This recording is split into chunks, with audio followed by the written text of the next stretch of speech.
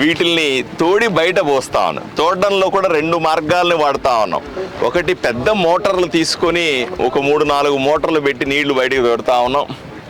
ఇంకోవైపున సైఫానిక్ system అంటారు. అంటే మన బైకుల్లో పెట్రోల్ నోటుతో లాగి వదిలిపెడతాం చూసారా, అట్లాంటి ఆటోమేటిక్గా గాలిలో ఉన్నటువంటి ఒత్తిడిని దృష్టిలో పెట్టుకొని నీళ్లు తోడేసే ఒక సైఫానిక్ సిస్టమ్ ద్వారా మీరు ఇక్కడ చూస్తూ ఉన్నాం.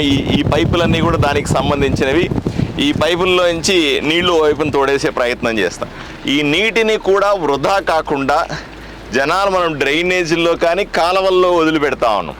ఈ కాలువలన్నింటినీ కూడా ఇప్పుడు అమరావతి నగర్ కానీ ఆ వైపున ఉన్నటువంటి రాయనగర్లో కానీ అలాగే మన బసాపురం వైపున అక్కడ కాలువల్లో వదిలిపెడతా ఉన్నాం.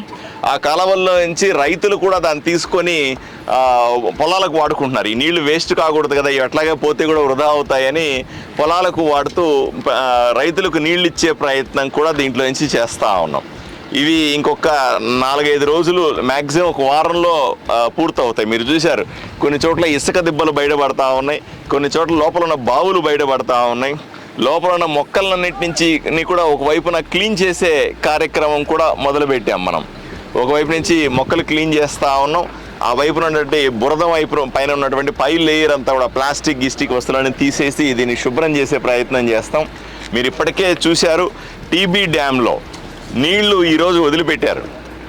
ఆ నీళ్లు వదిలిపెట్టింది ఒక 4-5 రోజుల్లో మన ఆదోని ప్రాంతంలో చేరుకోగానే ఈ నీళ్లు క్లియర్ చేసిన మరుక్షణం నుంచే దాన్ని తోడి ఈ దీంట్లోకి పోసుకునే కార్యక్రమం కూడా మొదలు పెడతాం. ఇవన్నీ కూడా సాఫీగా జరిగిపోతుందని, దేవుడు కరుణిస్తే మంచి వర్షాలు పడితే కూడా ఆ కొండల్లో నుంచి వచ్చే నీళ్లతో ఈ రామ్జలా ప్రాజెక్టు కళకళలాడుతుందని మేము ఊహించుకుంటా ఉన్నాం.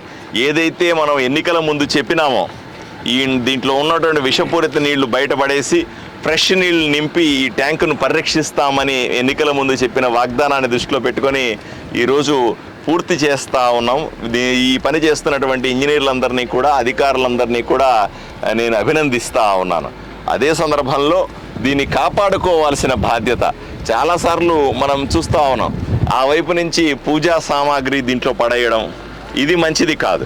అదేవిధంగా ఈ వైపున చూస్తే దర్గాల వైపు నుంచి సామాన్లు పడేస్తూ ఉన్నారు, అక్కడ ఏదో గోరీలు కడతామంటా ఉంది. ఇది కూడా మంచిది కాదు. ఊరి బాగు కోసం ఆలోచన చేసే సందర్భంలో పూజా సామాగ్రిలు కానీ ఇంకోటి కానీ దీంట్లో సమాధులు కట్టడము గోరీలు కట్టడము ఇట్లాంటివి దయచేసి చెయ్యొద్దని నేను ప్రజలకందరికీ మనవి చేస్తాను. ఇది పూర్తిగా శుద్ధమైన నీరు. రాబోయే అంటే ఇప్పటిదాకా విషపూరితంగా ఉన్న నీటిని ఎంత బాగా చేస్తూ ఉన్నామంటే శుద్ధమైన నీరుగా తయారు చేస్తాం. ఈ శుద్ధమైన నీరుని పాడు చేసే ఏ ఒక్క పని చేయకూడదని రోడ్డు మీద పోతూ ఉన్నారు. ప్లాస్టిక్ బాటిల్ దీంట్లో పడేస్తూ ఉన్నారు. అమ్మవారి కోసం అంటున్నారు, చీరలు అవి ఇవి తీసుకెళ్ళి దీంట్లో వేస్తూ ఉన్నారు. కుండలు గిండలన్నీ తీసుకొచ్చి దీంట్లో వేస్తారు. ఆ దర్గా అంటున్నారు, దర్గాకు సంబంధించిన చెత్త చెదారం అంతా కూడా దీంట్లో వేస్తూ ఉన్నారు. ఇవన్నీ కూడా మళ్ళీ మీరే నీళ్లు తాగుతారు కదా, ఈ నీళ్ళన్నీ మీకే సప్లై చేసేది. మళ్ళీ మీరు దాన్ని పాడు చేసి ఇక్కడ నీళ్లను పాడు చేసి మళ్ళీ ఇదే నీళ్ళని మీరు తాగుతామంటే, ఇదే నీళ్ళని మీరు వాడుకుంటామంటే ఎంత దౌర్భాగ్యంగా ఉంటుందో ఆలోచన చేయండి. ప్రతి చుక్క కూడా మీకు తెలుసు, రామ్జలా నీళ్లు అత్యంత అమృతం లాంటి నీళ్ళు ఇవి, బ్రహ్మాండమైన టేస్ట్ ఉన్న నీళ్ళు ఇవి.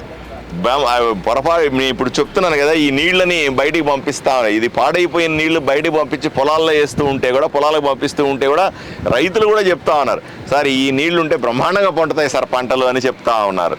టీబీ డ్యాంలోంచి వచ్చే నీళ్ళు కూడా అంత బాగా ఉంటాయి కూడా.